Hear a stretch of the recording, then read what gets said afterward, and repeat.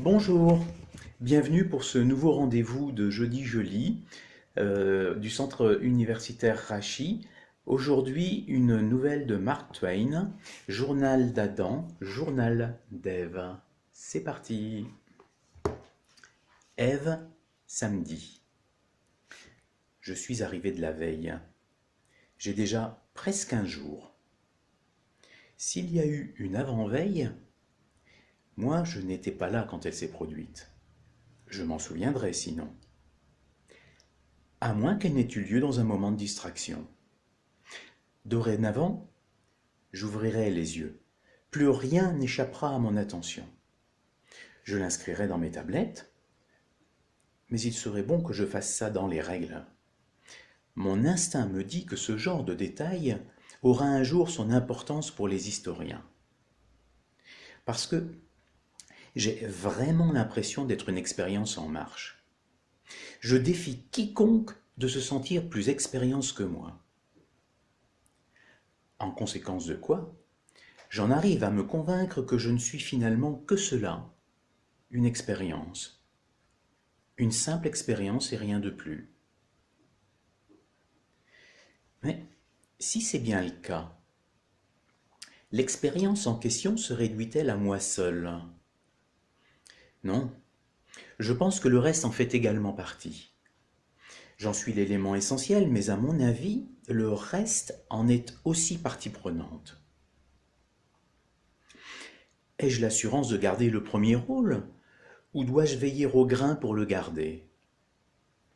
Mon instinct me dit qu'une éternelle vigilance est le prix de la suprématie. Quelle belle phrase pour quelqu'un de si jeune. Aujourd'hui, tout a bien meilleure allure. Dans la précipitation d'hier, les montagnes et les plaines s'étaient retrouvées tellement encombrées de débris que c'en était affligeant. En art, quand l'œuvre est belle et digne de ce nom, hâte et noblesse ne font jamais bon ménage. Et ce monde nouveau est indubitablement une œuvre d'art des plus belles et des plus nobles, proche de la perfection. Il y a bien un peu trop d'étoiles par endroits et pas suffisamment à d'autres, mais je ne doute pas qu'on puisse bien vite remédier à cet état de choses. La nuit dernière, la lune s'est décrochée. Elle a glissé et elle est sortie du cadre. Ça me fend le cœur. De tous les ornements du grand projet, aucun ne peut être comparé à sa beauté. Elle aurait dû être attachée plus solidement, et à l'évidence, il est impossible de savoir où elle est tombée. Qui plus est, celui qui la retrouvera la cachera. Je le sais parce que c'est exactement ce que je ferai. Je crois pouvoir me montrer honnête sur bien des plans. Je me rends compte de ma vraie nature. Ce qui en occupe le cœur, c'est l'amour du beau, la passion du beau. Et ce serait de la dernière imprudence de me confier une lune ne m'appartenant pas. Parce que je l'admets, j'aime les lunes. J'aimerais bien en posséder 5 ou 6. Jamais je ne me lasserais de les contempler tout là-haut, depuis ma petite berge moussue. Les étoiles ne sont pas mal non plus. J'aimerais bien m'en trouver quelques-unes pour les mettre dans mes cheveux. Mais c'est incroyable comme elles sont loin. J'ai essayé d'en gauler quelques-unes, mais ma perche n'était pas assez longue, ce qui m'a surprise. Je suis ensuite passé au mode de terre, jusqu'à l'épuisement. Mais parce que j'étais gauchère, je ne sais pas bien lancer. Même en visant la mauvaise, je n'ai jamais pu atteindre la bonne. Alors, j'ai versé quelques larmes. Rien de plus naturel, je suppose. Je me suis reposé. J'ai pris un panier et je suis parti vers l'extrémité du demi-cercle inférieur, là où les étoiles touchaient presque la terre, et où je pourrais les ramasser à la main. Mais c'était plus loin que je n'avais cru, et j'ai dû renoncer. J'étais tellement fatigué, j'avais tellement mal aux pieds que je ne pouvais pas faire un pas de plus. Et impossible de revenir à la maison. C'était trop loin et il faisait froid. J'ai trouvé un groupe de tigres et je me suis pelotonné contre eux. Je n'en avais encore jamais rencontré, mais je les ai tout de suite reconnus grâce à leurs rayures. C'était merveilleusement douillet. Hier après-midi, j'ai suivi l'autre expérience, de loin, pour tenter de voir à quoi elle pouvait servir. Je crois que c'est un homme. Je n'en avais encore jamais vu, mais ça y ressemblait fort, et je suis sûr de ne pas me tromper. Je me rends compte qu'il pique ma curiosité bien plus qu'un autre reptile. Si c'est bien un reptile. Ça y ressemble en tout cas. C'est taillé en pointe, ça ressemble à une carotte, et quand ça se redresse, ça s'étire de partout. Au départ, chaque fois que ça se retournait, je partais en courant parce que je pensais que ça allait me poursuivre. Mais quand je me suis aperçu que ça cherchait tout bonnement à prendre le large, ma timidité s'est envolée et je l'ai pisté à une vingtaine de mètres. Il était mal à l'aise et ça lui a fortement déplu. Finalement, l'inquiétude l'a emporté et il a grimpé dans un arbre. J'ai attendu un bon moment et j'ai laissé tomber. Aujourd'hui, exactement la même chose. Je l'ai encore fait grimper à l'arbre. Ève, dimanche. Le reptile est toujours là-haut. Il se repose apparemment. Mais c'est une ruse. On ne se repose pas le dimanche. C'est le samedi qui est consacré à ça. J'ai l'impression que cette créature s'intéresse beaucoup plus au repos qu'à tout le reste. Moi, ça me fatiguerait de me reposer autant. Je me demande à quoi elle peut bien servir. Je ne la vois jamais rien faire. Ils ont remis la lune la nuit dernière. Qu'est-ce que j'étais contente. Elle a encore glissé, mais je me suis beaucoup moins inquiétée. Inutile de se faire trop de soucis avec des voisins aussi prévenants. J'aimerais bien faire quelque chose pour les remercier. Leur envoyer quelques étoiles peut-être, car nous en avons plus qu'il n'en faut. Je devrais dire je, pas nous, car je vois bien que le reptile se fiche complètement de ce genre de choses. Ses goûts sont vulgaires, et la gentillesse connaît pas.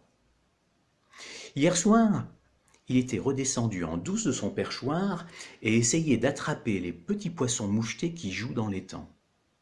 J'ai dû lui balancer des mottes de terre pour l'obliger à remonter dans son arbre et les laisser tranquilles. Il n'a donc aucune compassion pour ces petites créatures. Est-il concevable qu'il ait été conçu pour un dessein aussi peu délicat ? Une des mottes l'a touché derrière l'oreille et il a utilisé le langage. C'était la première fois que j'entendais des mots et des phrases qui n'étaient pas les miens. Je n'ai pas compris ce qu'il a dit, mais ça m'a paru très éloquent. J'ai éprouvé un regain d'intérêt pour le reptile en voyant qu'il savait parler. Parce que j'adore parler. J'ai une conversation intéressante, et si j'avais quelqu'un à qui parler, je pourrais être 2 fois plus intéressante. Je n'arrêterai plus. Si ce reptile est un homme, ce n'est pas un neutre. Je crois qu'il faudrait dire « il ». Je le pense vraiment. Et à moins qu'il ne se révèle être autre chose, je le considère comme un homme et je l'appelle « il ». Ce sera toujours plus commode. Ève, dimanche, semaine suivante. Je lui ai collé au basque toute la semaine et j'ai tenté de faire connaissance. J'ai fait les frais de la conversation, tellement il était timide. Mais ça ne m'a pas gêné. Il a eu l'air heureux de me voir dans les parages et j'ai eu recours au « nous » inclusif. Socialement parlant, il m'a paru flatté de ne plus faire bande à part. Adam, lundi. Je n'aime pas ça. La nouvelle créature est toujours fourrée dans mes pattes, à me suivre comme un petit chien. Je n'ai pas l'habitude d'avoir de la compagnie. Si seulement elle voulait bien rester avec les autres animaux. Ciel couvert aujourd'hui. Nous allons avoir de la pluie. Nous? Où est-ce que j'ai bien pu dénicher ce mot? Je me souviens, c'est la nouvelle créature qui l'emploie. Adam, mardi. Longue contemplation de la grande cascade. À mon avis, ce qu'il y a de plus beau sur ce domaine. La nouvelle créature appelle ça les chutes du Niagara. Pour quelle raison? Je n'en ai pas la moindre idée. Elle dit que ça ressemble aux chutes du Niagara. Ce qui n'est pas une raison. Encore un signe de sa sottise. Je n'ai plus jamais l'occasion de donner un nom à quoi que ce soit. La nouvelle créature donne un nom à tout ce qui se présente avant même que j'ai pu protester. Avec toujours le même prétexte. Ça ressemble à la chose en question. Prenez le dodo par exemple. Elle prétend qu'on voit au premier coup d'œil que ça ressemble à un dodo. Pauvre bête. Aucun doute que le nom lui restera. Ça me fatigue les vétilles de ce genre. Et ça ne m'avance à rien. Ève, mercredi. Nous nous entendons très bien maintenant. De mieux en mieux à mesure que nous faisons connaissance. Il n'essaye plus de m'éviter, et je cherche à lui être utile autant que faire se peut et à éveiller son intérêt. Afin de le libérer de ce fardeau, j'ai repris totalement à mon compte la charge de nommer les choses. Ce qui l'a grandement soulagé car il n'est pas très doué pour cette fonction. Il est totalement incapable de donner un nom logique à quoi que ce soit. Mais je ne lui laisse pas voir que je connais son défaut. À la minute où se présente une nouvelle créature, le nom correct me vient aussitôt. Je n'ai pas besoin de réfléchir, et je la nomme immédiatement pour lui éviter de s'exposer au ridicule par un silence maladroit. Lorsque le dodo est arrivé, il a pensé que c'était un chat sauvage. Je l'ai lu dans ses yeux. Je lui ai épargné tout embarras, et pour ne pas offenser sa dignité, j'ai simplement pris la parole, et d'un ton naturellement surpris, pour qu'il ne croie pas que je désirais enrichir son vocabulaire, j'ai dit « Ma parole, mais c'est le dodo !» Sans lui donner l'impression d'expliquer, je lui ai dit à quoi je l'avais reconnu.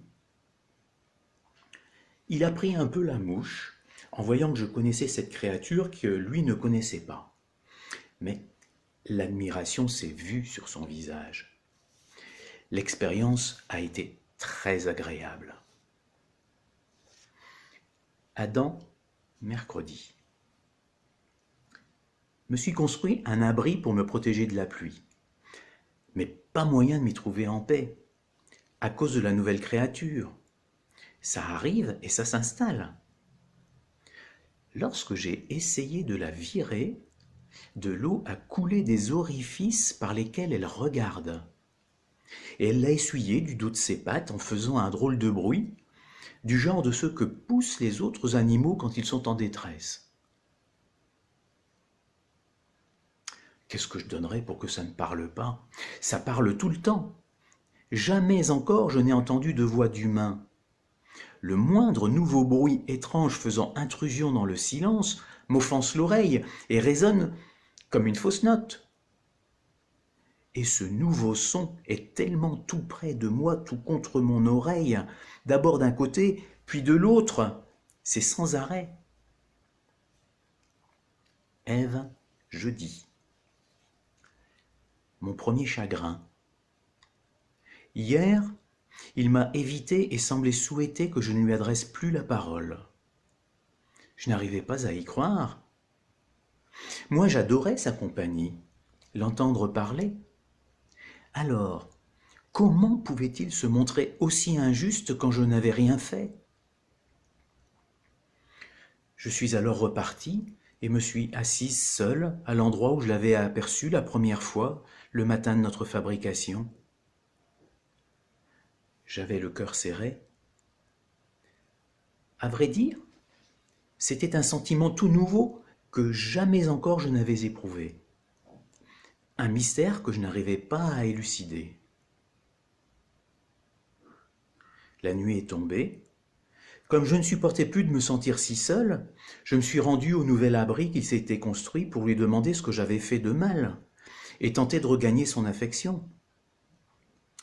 Mais il m'a fichu dehors sous la pluie et ça a été mon premier chagrin. Adam, vendredi. La frénésie des dénominations se poursuit inlassablement, sans que je n'y puisse rien. J'avais trouvé un bien joli nom pour le domaine, et qui sonnait bien, Jardin d'Éden. En privé, c'est comme ça que je continue à l'appeler. Mais en public, ce n'est plus possible. La nouvelle créature prétend que ça ressemble à un parc, et rien d'autre. Elle lui a attribué un nouveau nom, Parc des Chutes du Niagara. C'est prétentieux, c'est arbitraire. Et une pancarte a fait son apparition. Interdiction de marcher sur les pelouses. Ma vie n'est plus aussi heureuse que par le passé. Adam, samedi. La nouvelle créature mange trop de fruits. Nous allons nous retrouver à court, c'est sûr. Nous ? Encore une fois, c'est son mot. Et maintenant, c'est devenu le mien, à force de l'avoir entendu si souvent. Pas mal de brouillard ce matin. Je ne sors pas. La nouvelle créature, si, et par tous les temps. Et ça débarque ensuite avec ses gros sabots pleins de boue. Et ça cause. Dire que naguère, c'était si paisible et agréable ici. Adam, dimanche. Tenu bon, mais ça a été dur. Voilà un jour qui finira par devenir de plus en plus éprouvant. En novembre dernier, on l'avait sélectionné en le déclarant jour de repos. Auparavant, des jours de repos, j'en avais déjà 6 par semaine. Et ce matin, voilà Tipac, la nouvelle créature, essayait de gauler à coups de motte de terre des fruits de l'arbre interdit. Ève, dimanche. Les choses se sont arrangées, et je suis heureuse. Mais qu'est-ce que ces journées ont été pénibles. J'ai essayé de lui procurer quelques-unes de ces pommes. Malheureusement, je lance toujours aussi mal. Mais je crois que l'intention lui a fait plaisir. Il dit qu'elles sont interdites et que je vais m'attirer des ennuis. Mais que m'importent les soucis si je lui fais plaisir. Adam, lundi. La nouvelle créature m'annonce qu'elle répond au nom d'Ève et que c'est le nom avec lequel je dois l'appeler quand je veux qu'elle vienne. J'ai répondu qu'en ce cas, c'était superflu. De toute évidence, le mot m'a fait gagner le respect de la chose. Effectivement, c'est un grand et beau mot et qui supportera la répétition. Ça me dit aussi que ce n'est pas un ça, mais une elle. Ce qu'elle aime serait complètement indifférent si seulement elle voulait bien me lâcher et vivre sa vie, et ne pas causer. Ève, lundi. Ce matin, je lui ai dit mon nom avec l'espoir qu'il s'y intéresserait. Mais il s'en moque. C'est étrange. Si lui me disait son nom, moi je ne m'en moquerais pas. Je crois que son nom me serait plus agréable que n'importe quel autre. Il parle très peu, peut-être parce que ce n'est pas une lumière. Il doit le savoir et il essaye de le cacher.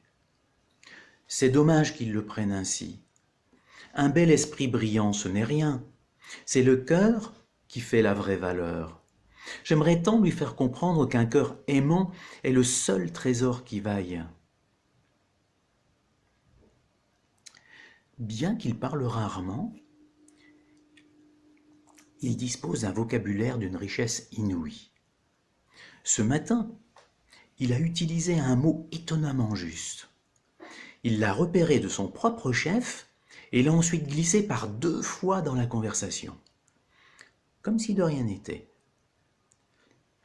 Cela prouve qu'il y a chez lui une certaine qualité de perception, un germe de sensibilité qui ne manquera pas de grandir si on le cultive.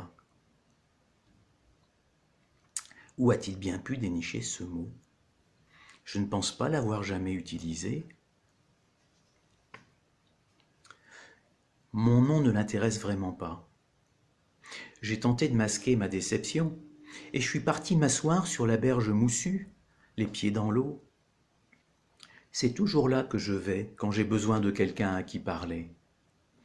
Cet adorable corps blanc peint dans l'eau ne me suffit pas, à vrai dire. Mais c'est toujours mieux qu'une totale solitude. Il cause quand je cause. Il est triste quand je suis triste. Il se montre sympathique. C'est une bonne amie, la seule que j'ai. La première fois qu'elle m'a abandonné, le cœur me pesait comme du plomb. Dans mon désespoir, j'ai dit « Brise-toi, mon cœur, la vie ne m'est plus supportable. » J'ai caché mon visage dans mes mains. Rien n'aurait pu me consoler. Quelques instants plus tard, je les ai écartées et elle m'était revenue, toute blanche et brillante et belle. Et j'ai sauté dans ses bras. Du bonheur, j'en avais déjà connu par le passé, mais là, c'était l'extase. Par la suite, je n'ai plus jamais douté d'elle, même s'il lui est arrivé de rester absente parfois 1 heure entière. Je me disais, elle est partie en voyage, mais elle reviendra. Et de fait, elle est toujours revenue. Quand la nuit est noire, elle ne vient pas, parce qu'elle est très craintive. Mais les soirs de pleine lune, elle est toujours là. C'est elle mon réconfort quand la vie est trop dure, c'est-à-dire presque tout le temps. Adam mardi. Elle a littéralement couvert tout le domaine de noms exécrables et de panneaux absolument choquants. Direction de la mare au tourbillon, direction de l'île aux chèvres, grotte des vents, tout droit. Elle dit que ce parc ferait un splendide lieu de villégiature estivale, si la clientèle existait seulement. Un lieu de villégiature estivale. Qu'est-ce que ça peut bien être? Encore une de ses inventions, mais mieux vaut ne pas l'interroger, car une fois lancée, impossible de l'arrêter. Une vraie mordue de l'explication. Ève, mardi. J'ai travaillé toute la matinée à améliorer le domaine. Je me suis délibérément tenu à l'écart de lui, avec l'espoir qu'il viendrait me rejoindre. Peine perdue. À midi, je me suis offert un moment de détente en bagourdant en compagnie des abeilles et des papillons. Je me suis délecté du spectacle des fleurs, qui capture le sourire de Dieu dans le ciel et le préserve. Je m'en suis fait des colliers pour prendre mon déjeuner, des pommes. Puis, je me suis installé à l'ombre et j'ai attendu. Mais il n'est pas venu. Aucune importance. Il ne s'intéresse pas aux fleurs. Il est incapable de les distinguer. Pour lui, elles sont tout juste bonnes à jeter aux orties, et à cause de ça, il se croit supérieur. Il se fiche bien des fleurs, de moi et du ciel peint à la tombée du jour. Existe-t-il au moins une chose dont il ne se fiche pas, hormis de construire des cabanes pour s'abriter de la pluie si bonne et si propre, et de tâter les fruits dans les arbres pour vérifier si les productions de l'apanage se présentent bien? Ce tantôt, j'ai posé une baguette de bois sec au sol et j'ai essayé d'y forer un trou avec une autre pour mener à bien un projet que j'avais en tête. Mais un filet de nuages transparents bleuâtres s'est levé du trou. J'y ai mis le doigt et j'ai dit « Aïe !» avant de le ressortir aussi vite. La douleur a été cruelle. J'ai mis le doigt dans la bouche et j'ai réussi à mettre un terme à mes souffrances. Très intrigué, j'ai recommencé à y regarder de plus près. Soudain, son nom m'est venu à l'esprit. C'était du feu, j'en étais sûr. Sans l'ombre d'une hésitation, c'est le nom que je lui ai donné, Feu. Je venais de créer quelque chose qui n'existait pas jusque-là. J'étais fier, je m'apprêtais à courir retrouver l'homme pour lui apprendre la nouvelle. Mais j'ai réfléchi et je n'en ai rien fait. Il s'en ficherait comme du reste et me demanderait à quoi ça allait servir. Et qu'est-ce que je pourrais lui répondre? Que c'était juste beau, simplement beau? Pour lui, ça ne pouvait pas construire une cahute, ni accélérer une récolte de fruits.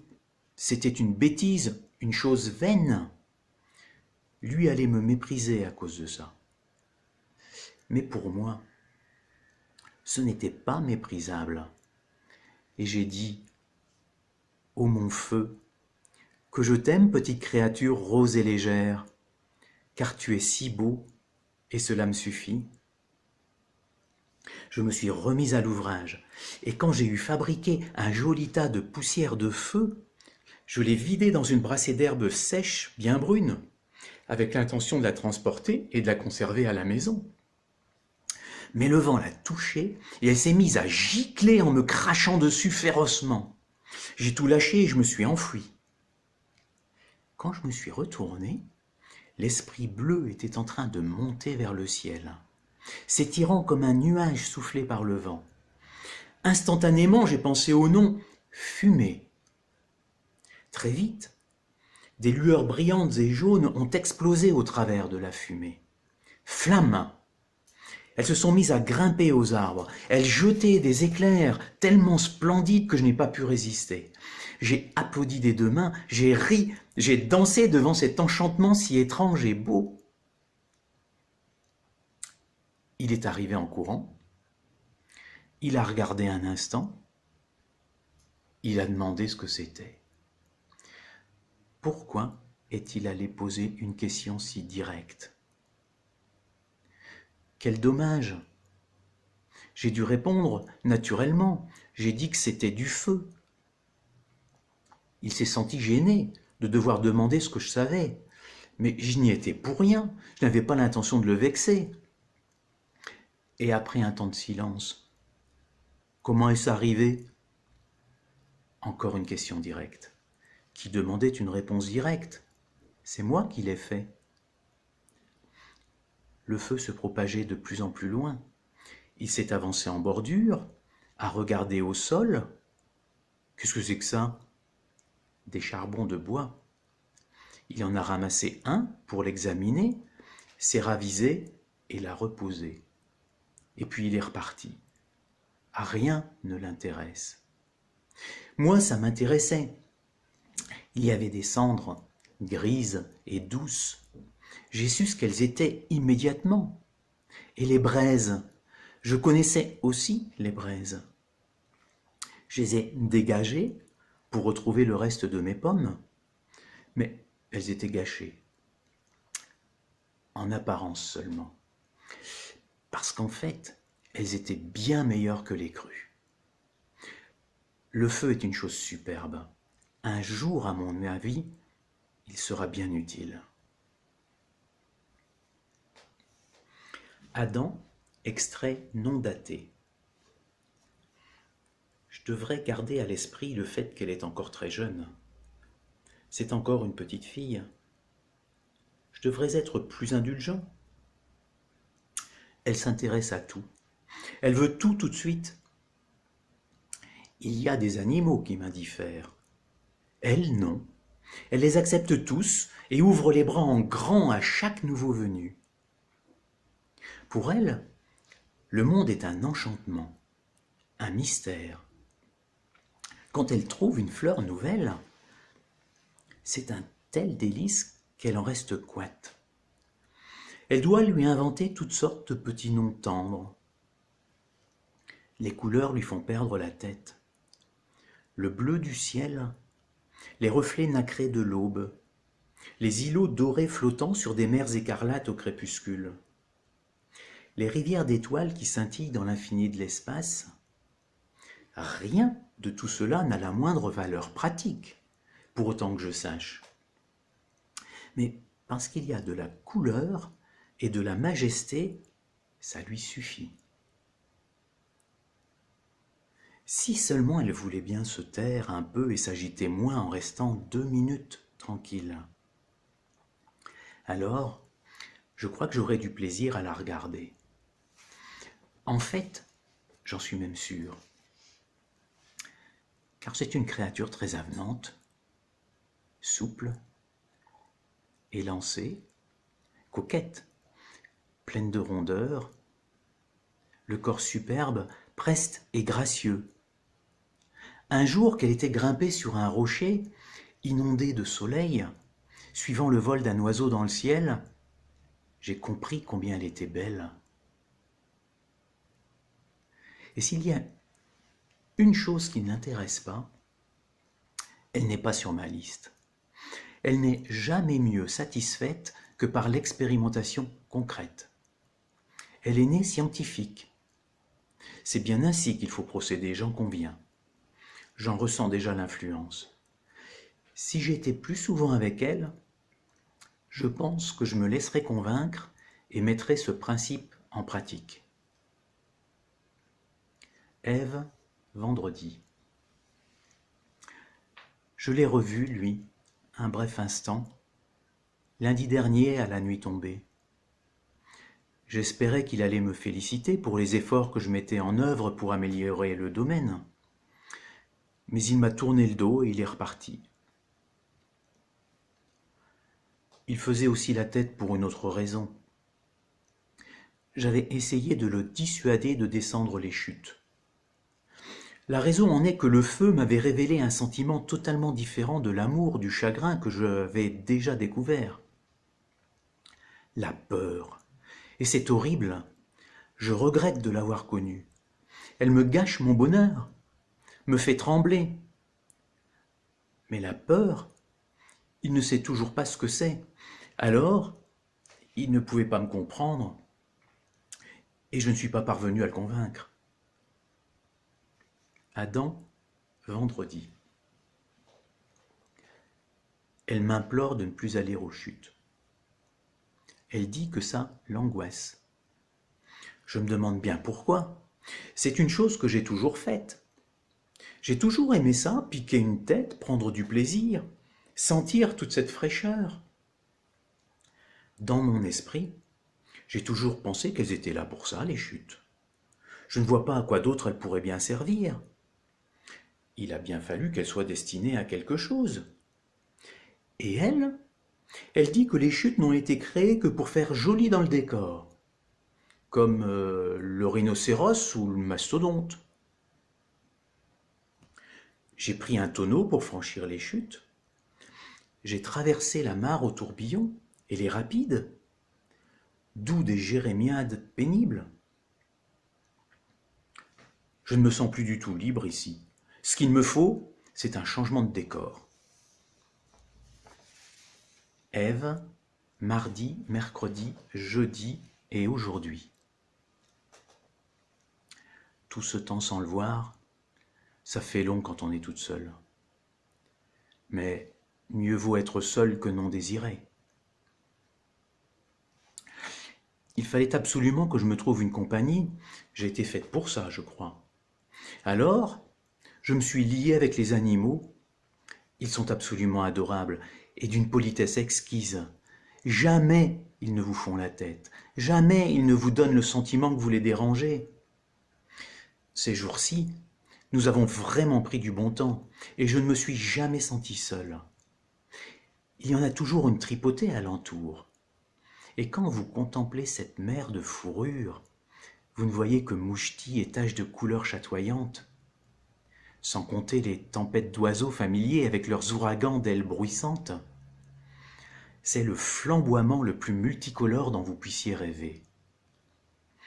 Nous avons fait de longues balades, et j'ai vu une grande partie du monde. Me voilà première exploratrice et unique voyageuse. Pour de simples raisons de confort, je voyage à dos de tigre ou de léopard, parce que leur assise douce convient parfaitement à mes formes, et qu'ils sont si jolis. Les animaux et les oiseaux s'entendent tous à merveille. Jamais une dispute. Ils parlent tous, mais ça doit être une langue étrangère et je ne comprends rien à rien de ce qu'ils racontent. Et pourtant, eux me comprennent souvent quand je leur parle. Ça me fait honte. Ça prouve qu'ils sont plus intelligents que moi et donc qu'ils me sont supérieurs. Et ça m'embête parce que je veux être la première expérience entre toutes. J'ai appris des tas de choses. Au départ, j'étais complètement ignorante et ça me vexait. J'ai fait des expériences, encore et encore. Par exemple, je sais maintenant que les eaux ne remontent jamais vers l'amont, sauf quand il fait nuit, parce que l'étang là-haut ne s'assèche jamais, ce qui serait inévitable si les eaux ne remontaient pas la nuit. Il est utile de valider par l'expérimentation concrète, sinon vous ne serez jamais instruit. Il est des choses qui tout bonnement ne se prouvent pas par l'expérience. Mais vous ne le saurez jamais si vous vous fiez uniquement à des intuitions. Non, il faut se montrer patient et continuer ses essais jusqu'à ce que le travail pratique d'expérimentation vous prouve qu'on ne peut pas trouver. Et c'est un vrai délice qu'il en soit ainsi. Le monde s'en trouve tellement plus passionnant. S'il n'existait rien à prouver, ce serait d'un ennui.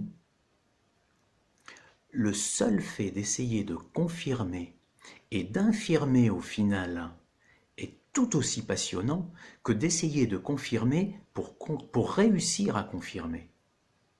Pour ne pas dire plus, à vrai dire. Le secret des eaux était un mystère, jusqu'à ce que je pige le truc.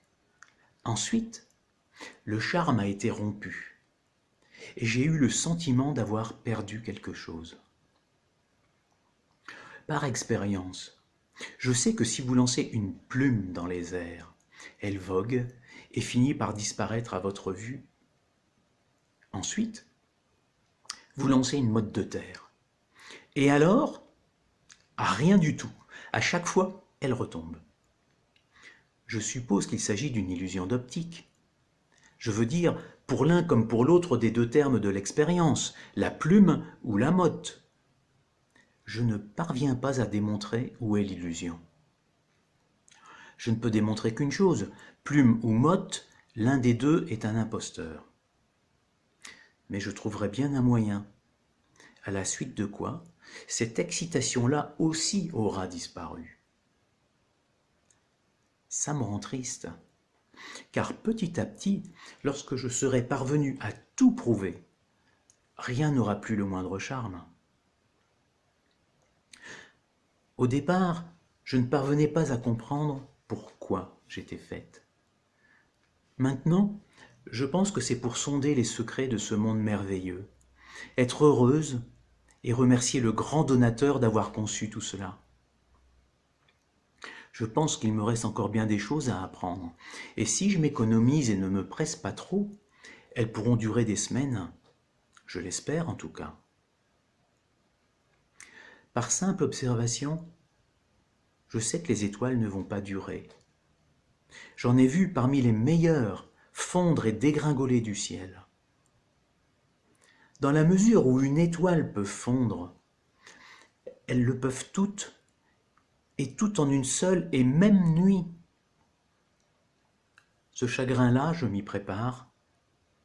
J'ai la ferme intention d'aller m'installer toutes les nuits face au ciel et de graver dans ma mémoire ces chants étincelants. Ainsi, quand elles disparaîtront, je pourrai, par le simple jeu de mon imagination, faire étinceler de nouveau ces myriades dans le ciel, en les voyant doubles, au travers du brouillard de mes larmes. Adam, samedi. Je me suis échappé dans la nuit de mardi dernier et j'ai voyagé 2 jours durant. Je me suis bâti un nouvel abri et j'ai effacé mes traces du mieux que j'ai pu. Mais elle m'a fait sortir de ma nouvelle tanière à l'aide d'un animal qu'elle a apprivoisé et qu'elle appelle loup. Elle poussait encore une fois ces mêmes plaintes pitoyables tandis que coulait cette même eau des orifices par lesquels elle regarde. J'ai été obligé de revenir avec elle, mais je ne vais pas manquer d'émigrer à nouveau, dès que l'occasion se présentera. Elle se lance dans toutes sortes d'études sans queue ni tête. Entre autres, une étude sur l'alimentation des animaux appelés lions et tigres. Elle veut comprendre pourquoi ils se nourrissent d'herbes et de fleurs, alors que, comme elle dit, leur type de dentition indiquerait plutôt qu'ils sont destinés à se dévorer les uns les autres. C'est stupide, car alors ils se tueraient entre eux, ce qui introduirait, à ce que j'ai compris, une chose qu'on appelle la mort, et qui n'a pas encore fait son entrée dans le parc, ce qui à certains égards est bien dommage. Adam, dimanche. Tenu bon, mais ça a été dur. Adam, lundi. Je crois que je commence à comprendre à quoi sert la semaine. À donner le temps de récupérer des fatigues du dimanche. L'idée n'est pas mauvaise. Il a fallu qu'Ève grimpe à nouveau à cet arbre. Je l'en ai fait descendre vite fait en lui lançant des mottes de terre. Elle a dit que personne ne l'avait vue. Apparemment, ça lui suffit comme justification pour courir tous les risques. En tout cas, le mot justification l'a remplie d'admiration. Et l'a aussi rendue un peu envieuse, je pense. C'est un bon mot. Adam, jeudi. Elle m'a raconté qu'elle avait été fabriquée à partir d'une côte prise sur mon corps. Voilà qui me paraît douteux. Il ne me manque aucune côte. Et elle se fait beaucoup de soucis pour l'urubu. Elle dit que l'herbe ne lui convient pas. Selon elle, l'urubu est destiné à se nourrir de chair en décomposition. Elle craint de ne pouvoir l'élever comme il convient. Il faudra bien que l'urubu se débrouille au mieux avec ce qui se présente. Nous n'allons pas remettre tout le grand projet en question pour satisfaire l'urubu. Adam, samedi. Hier, elle est tombée dans la mare alors qu'elle était en train de s'y contempler, comme à son accoutumée. Elle a failli s'étouffer, chose des plus désagréables, a-t-elle déclaré. Ce qui l'a rendue triste et pleine de regrets pour ces créatures qu'elle appelle poissons, car elle continue de coller des noms aux choses qui n'en ont nul besoin et qui ne viennent pas quand on les appelle. Et donc, elle en a sorti des quantités de l'eau et les a rentrées pour les mettre au chaud dans mon lit. Moi, je les ai observés et ils ne me semblent pas plus heureux qu'auparavant, juste moins agités. Je les jetterai dehors, car je refuse de passer une nouvelle nuit avec eux. Leur contact est trop gluant et désagréable quand on dort sans rien sur le dos. Adam, dimanche. Tenu bon, ça a été dur. Adam, mardi. Elle s'est maintenant accoquinée avec un serpent. Les autres animaux en sont tout contents, car elle n'arrêtait pas de leur casser les pieds avec ses expériences. Moi aussi, je suis tout content. parce que le serpent parle et ça me permet d'avoir un peu la paix. Adam, vendredi. Elle dit que le serpent lui conseille d'essayer le fruit de cet arbre en prétextant que le résultat final sera qu'elle aura reçu ainsi une belle, grande et noble éducation. Je lui ai dit que son geste introduirait également la mort dans le monde. J'aurais dû garder ma remarque pour moi tout seul, car celle-ci lui a tout bonnement fourni une nouvelle idée. Elle allait ainsi pouvoir sauver l'urubu et fournir de la viande fraîche aux lions et aux tigres. Je lui ai conseillé de rester à l'écart de cet arbre. Elle a déclaré qu'il n'en était pas question. J'entrevois des problèmes à l'horizon, je vais émigrer. Adam, mercredi. La journée a été chargée. Ce fameux soir où je me suis échappé, j'ai chevauché aussi vite que le cheval pouvait me porter, dans l'espoir de m'éloigner autant que possible avant que les ennuis ne commencent.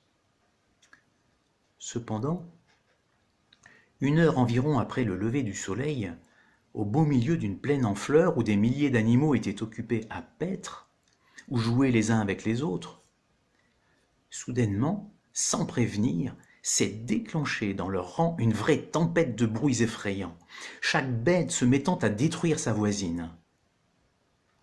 Je savais ce que cela signifiait. Ève avait mangé la pomme, et la mort avait fait son entrée dans le monde. Les tigres ont mangé mon cheval, et quand je leur ai ordonné de cesser, ils seraient allés jusqu'à me manger, moi aussi, si j'étais resté sur les lieux. J'ai dû prendre mes jambes à mon cou. J'ai déniché cet endroit où je suis resté plutôt bien l'espace de quelques jours, mais elle a fini par me retrouver. En fait, je n'ai pas regretté sa venue, car il n'y a guère à se mettre sous la dent par ici, et elle avait apporté de ses pommes. J'ai bien été obligé de les manger, tellement j'avais faim. Je l'ai fait contre mes principes, mais les principes ne prennent véritablement leur force que quand on a le ventre plein. Elle est arrivée, le corps couvert, masqué de branches et de feuilles, et quand je lui ai demandé à quoi ça rimait en lui arrachant tout cet accoutrement, elle s'est mise à glousser, rouge comme une pivoine. Son attitude m'est apparue inconvenante et imbécile. Elle m'a répondu que je n'allais pas tarder à savoir de quoi il retournait. Elle ne se trompait pas. Tout affamé que j'étais, j'ai pourtant reposé aussitôt la pomme à moitié entamée, et je me suis attifé des branches et des feuilles qui traînaient par terre, avant de m'adresser à elle avec une certaine sévérité, pour lui commander d'aller en chercher d'autres et de ne plus se donner ainsi en spectacle. Ce qu'elle n'a pas manqué de faire. Ensuite, nous sommes descendus discrètement récupérer quelques dépouilles d'animaux. Je lui ai fait confectionner 2 costumes bien convenables pour paraître en public. Ils ne sont pas confortables, mais ils ont de la classe, et c'est ce qui importe quand il s'agit de vêtements. Je trouve qu'Ève fait plutôt une bonne compagne. Je me rends compte que sans elle, je me retrouverais solitaire et déprimé maintenant que j'ai perdu mon domaine. Elle dit aussi que nous avons ordre dorénavant de travailler pour gagner notre pitance. Elle sera utile, et c'est moi qui donnerai les ordres. Adam, 10 jours plus tard.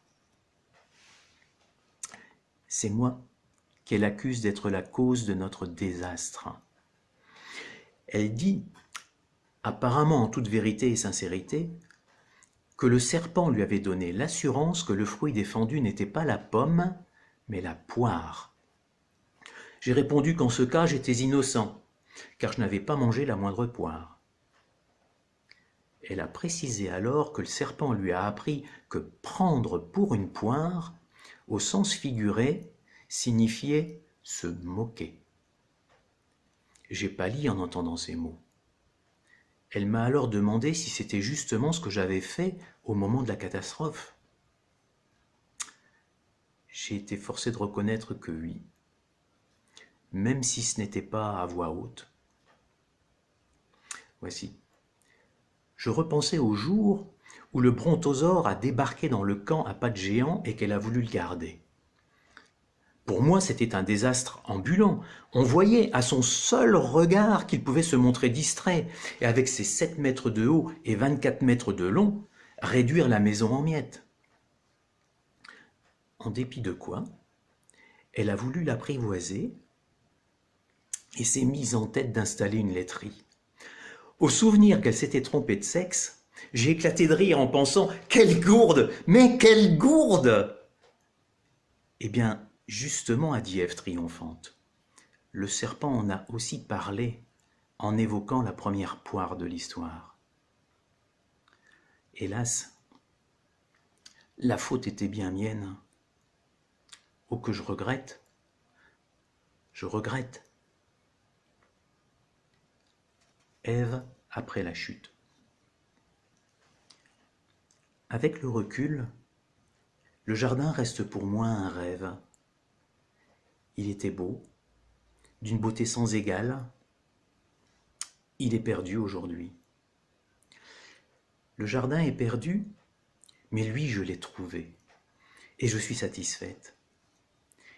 Il m'aime autant qu'il le peut. Moi, je l'aime de toute la force de cette nature passionnée qui caractérise, je crois, ma jeunesse et mon sexe.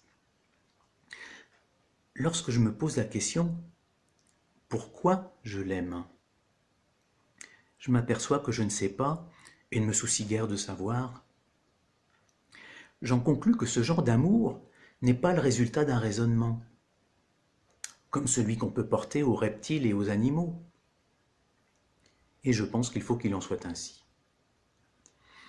J'aime certains oiseaux pour leur chant, mais je n'aime pas Adam pour sa façon de chanter. Plus il chante, plus j'ai du mal à me convaincre de son talent en ce domaine.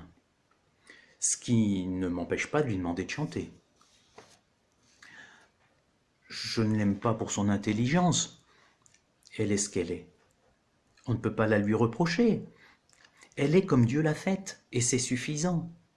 Et je le sais, avec le temps, elle se développera. Tel qu'il est, il me plaît. Je ne l'aime pas pour ses façons raffinées et sa délicatesse. Il a incontestablement des lacunes dans ce domaine. Mais tel qu'il est, il me plaît suffisamment et il s'améliore de jour en jour. Je ne l'aime pas pour le peu d'enthousiasme qu'il met à ses ouvrages. Non, c'est pas ça. Je crois que c'est dans sa nature et je ne comprends pas pourquoi il essaye de s'en cacher. C'est ma seule peine. Sinon, il est franc et ouvert à mon égard, et désormais je suis sûr qu'il ne me cache rien. Je ne l'aime pas pour son instruction.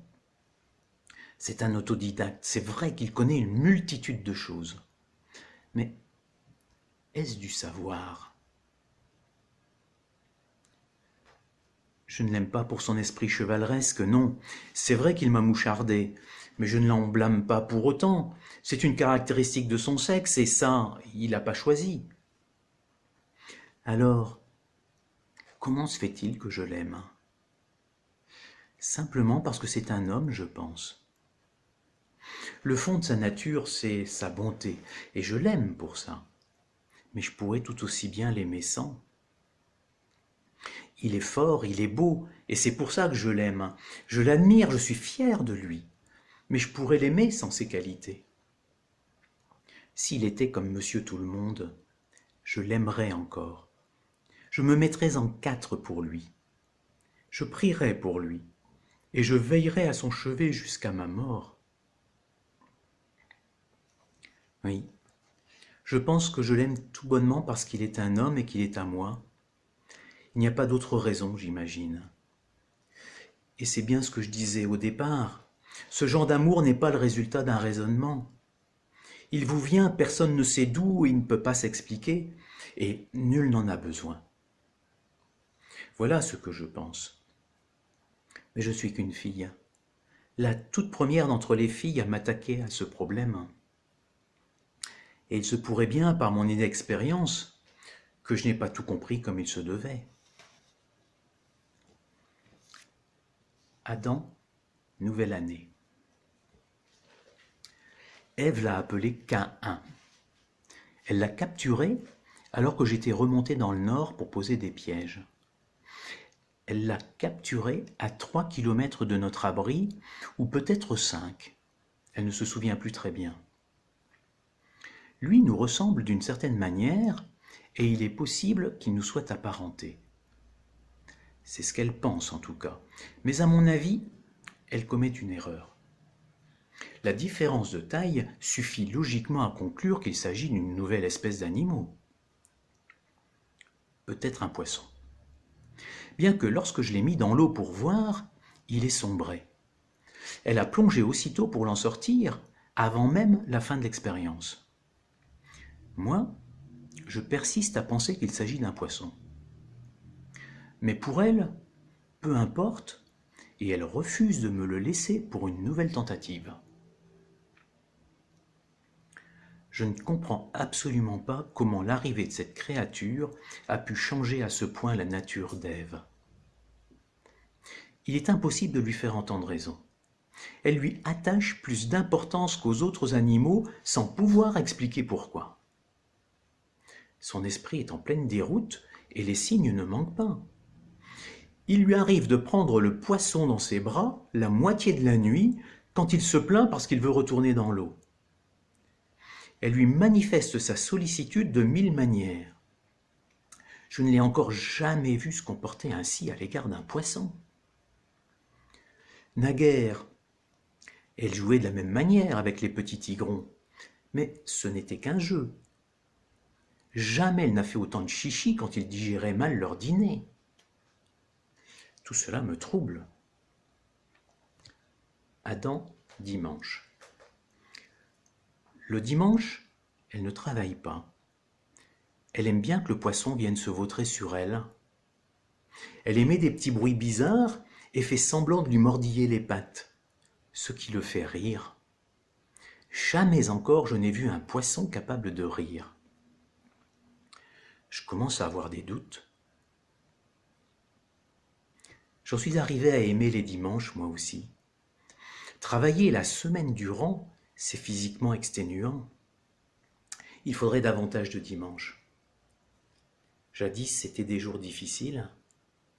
Aujourd'hui, ils tombent bien à propos. Adam, mercredi. Ce n'est pas un poisson. Ça fait un boucan d'enfer quand il n'est pas content et arre quand ça l'est. Ce n'est pas de notre espèce, parce que ça ne marche pas. Ça ne vole pas, ça ne fait pas de bond, ça ne rampe pas, ça se contente de rester allongé sur le dos. Je n'ai jamais encore vu une espèce d'animal se comporter de la sorte.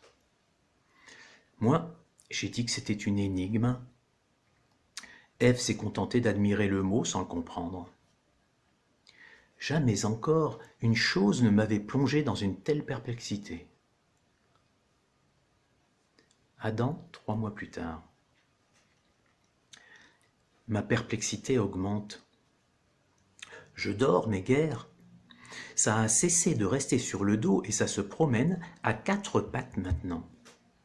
Néanmoins, c'est différent des autres quadrupèdes. En cela que ses pattes de devant sont inhabituellement courtes, obligeant la majeure partie du corps à se dresser dans une position inconfortable.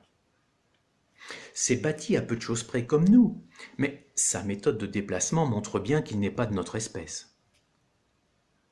Courtes pattes devant et longues pattes à l'arrière indiquent qu'il est de la famille des kangourous. Mais il s'agit d'un avatar manqué de l'espèce, dans la mesure où le véritable kangourou procède par bonds.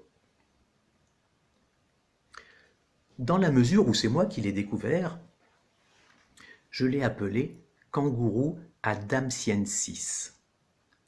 Le spécimen devait être très jeune à son arrivée, car il a excessivement grandi depuis. Et lorsqu'il est mécontent, il est capable de faire un bruit 25 à 38 fois supérieur à ce qu'il faisait au début.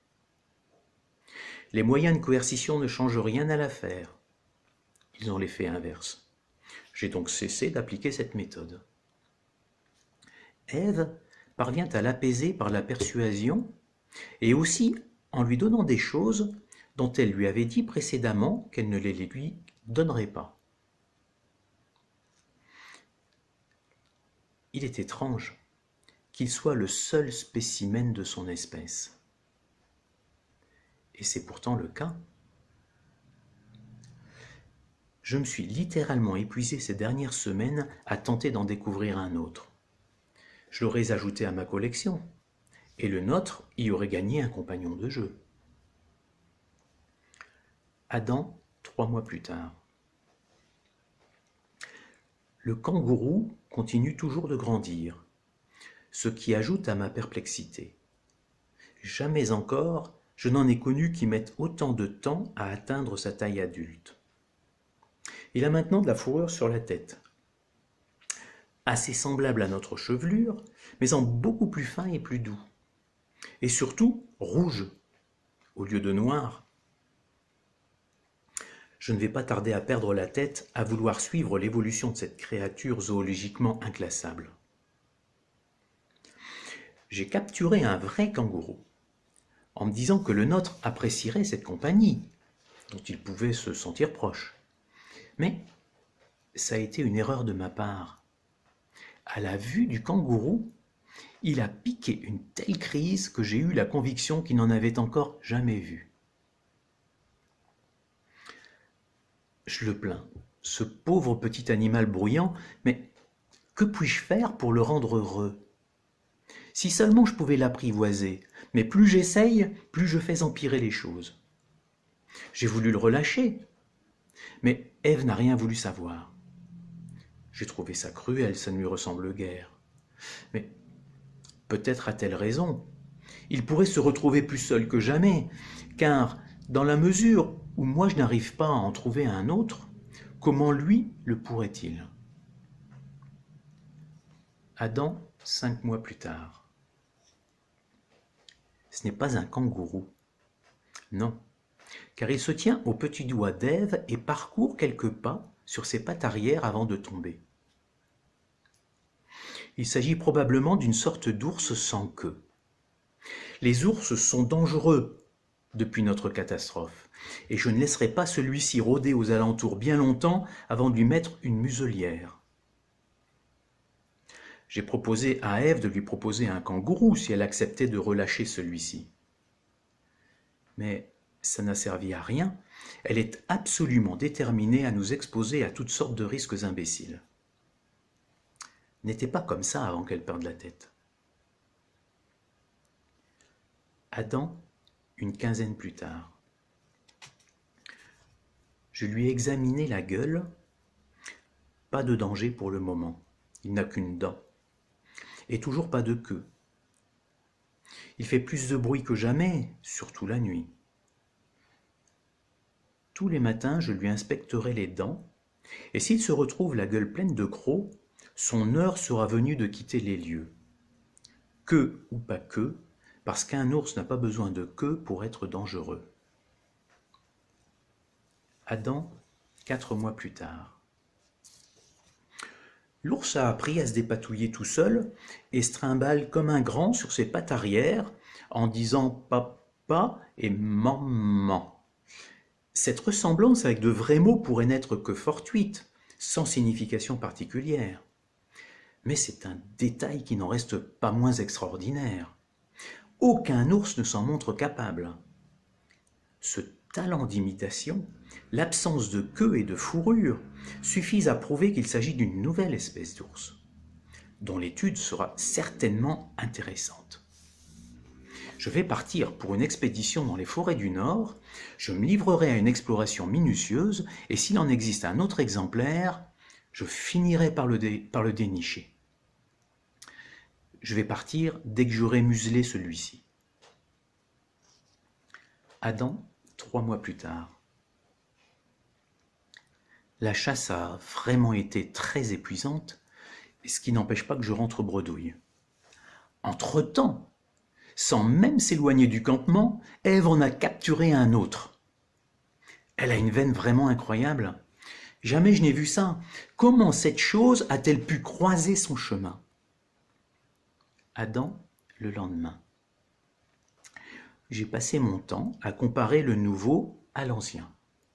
Et il est parfaitement évident qu'ils appartiennent tous deux à la même espèce.